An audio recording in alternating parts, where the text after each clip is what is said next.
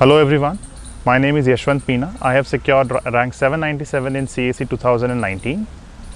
Here I will be sharing my strategy for the optional paper. My optional is public administration. So regarding public administration, I would say it is a very relevant optional for the other GS papers as well, especially GS2 and GS4. And also it is very relevant from the perspective that it is directly going to guide you towards the civil services, the job which will be ultimately joining. So regarding the strategy for the optional, I would go paper wise. So first, talking about the paper 1 of public administration. Paper 1 is the conceptual paper in which we deal with the theoretical aspects of public administration.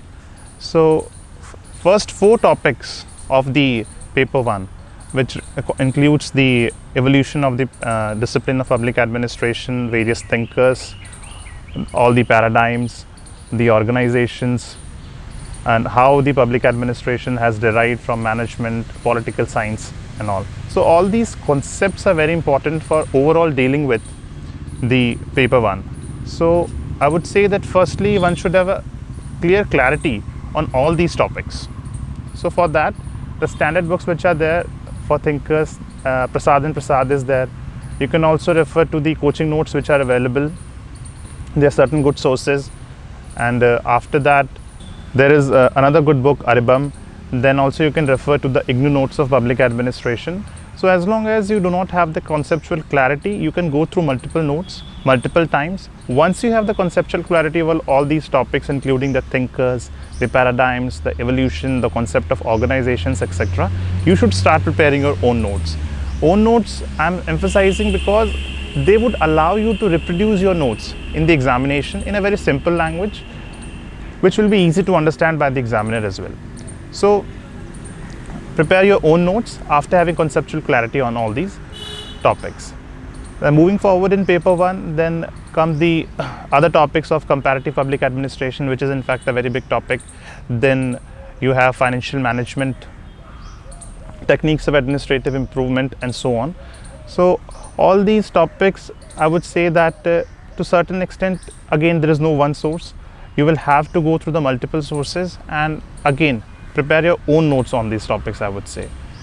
And another important thing is that though I am discussing that the strategy of paper 1 and paper 2 separately, but you have to link paper 1 with paper 2 and paper 2 with paper 1. While writing the answers in paper 1, while explaining the theorist, you have to give the real life examples from paper 2. And accordingly in paper 2, right, you have to link paper 1, thinkers and all. Then again in paper 1, I would say that the first 2 topics, which include the thinkers and the evolution, paradigms, etc., I would say covers almost around 40% of the syllabus of paper 1. So the notes will also be very hefty then. So I would suggest you prepare the gist of thinkers and the paradigms, evolution of the discipline, etc., so that before the exams you can have quick revisions. And while revising, keep in mind that you have to focus on the keywords, the name of the thinkers, the exclusive terms that they have used, so that you can reproduce them in your exam answer sheets as well. Because otherwise your answer would sound too generic. So to make your answers purport specific, you need to include the name of theorists, theories, etc. Now coming to paper 2. Paper 2 is again the applied portion. So wherein you have the application parts, but again while writing the answers you have to link in the thinkers in paper 2 as well. While preparing paper 2, I would say the notes, again you have to keep on updating with the current. As you have GS paper 2, you keep on updating your notes with the current events which are going on in the governance and administration. So for the public administration, you have to do it. Static notes are not going to help you. Secondly, case studies are very important while writing answers in PABAT paper 2. You have to give case studies. For example, when you talk about development, so you have to give examples of the development in Indian paradigm. When the topic of local governments come, you have to give the success stories of certain village panchayats which are there, certain success stories of the gram panchayats, of the success stories of the initiatives taken by the district collectors and so on. So these things are going to add value to your answers. Then again, while writing the answers of paper 2, you try to link your answers with paper 1, so that examiner would get the perception that yes, the student has the understanding of both the papers, he has conceptual clarity, and now he's applying them in his answers. Now these were the key points which you have to focus on. Now I'll be sharing how I prepared for this optional. So after the thorough reading of the entire syllabus, preparing the notes, then I started discussion with a group of 2 or 3 people, so that more clarity can be developed over these issues. So secondly, what I did was, we used to do our revisions. Then we used to take questions from the past year question papers. 3 of us used to sit down and then discuss the answers and then write the answers. So how this helped was that you get multiple perceptions and multiple points in one answer. So it is like the efforts of 3 people being combined at one place. So this would help you to enhance your answer writing skills. Second thing which I did was that there are certain topics in public administration, both paper 1 and paper 2, in which we see that the questions almost keep on repeating every year or every second year. One such topic is financial management, other being the topic of PSUs, and the topic of local self-governance. So on these, the questions more or less remain the same regarding how much success there has been in the LSG, what are the issues. So what I did was, I took some questions from the past year question papers and prepare answer specific notes on these questions.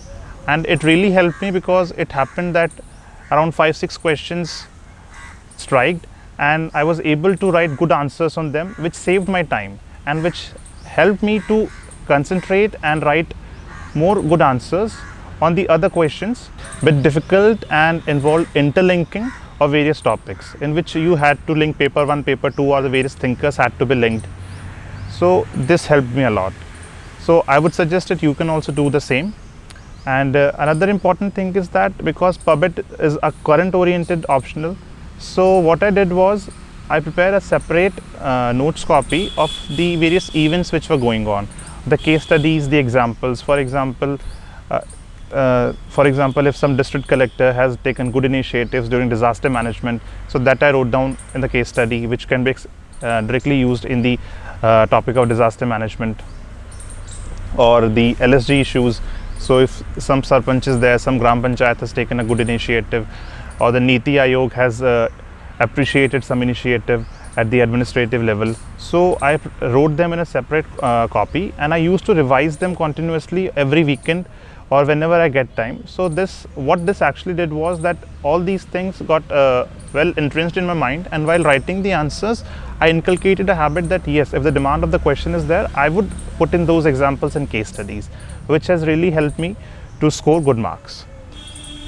At the last, PubAd is a very, I would not say a very difficult optional. The syllabus is also very short, but it demands a very focused answer writing.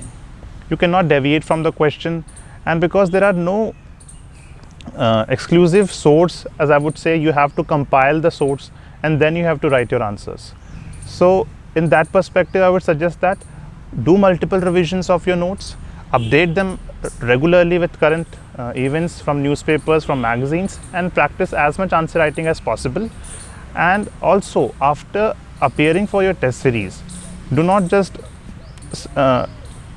think that yes, we have given the test and our task is done. No, after writing a test paper, you should yourself evaluate your answers. That is going to help you. That would help you have a SWOT analysis of your answers, and also the evaluated test copies which come from the test series. Sit with a friend with the same optional, discuss your answers. If he has written a better answer or where you have written a better answer, compare it. So this would help you allow a evaluation of your answers. You will know what is your strength, whether you're writing good introduction or you're writing good conclusions, or your content is good or something is lacking in your content. That way you will be able to compare and then improve. So this was my strategy for the optional of public administration. Thank you.